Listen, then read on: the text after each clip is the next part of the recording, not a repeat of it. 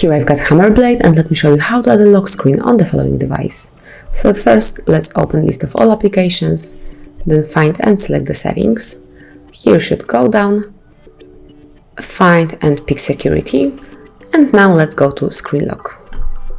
Select the way of your lock screen that you would like to have, so obviously you can have none of them, or you can pick pattern, pin code, or the password. So let me pick, for example, pin code.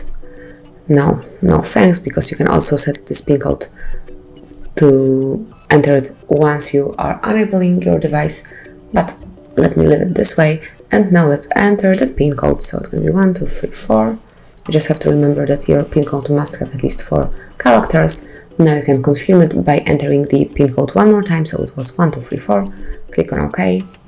And decide if you would like to see all notification content once your device is locked, if you would like to hide sensitive notification, or you want to see notifications at all. Let me pick the second option. I would like to hide sensitive notifications, and click on Done. And that's it. As you can see, from now on your lock screen will protect your device.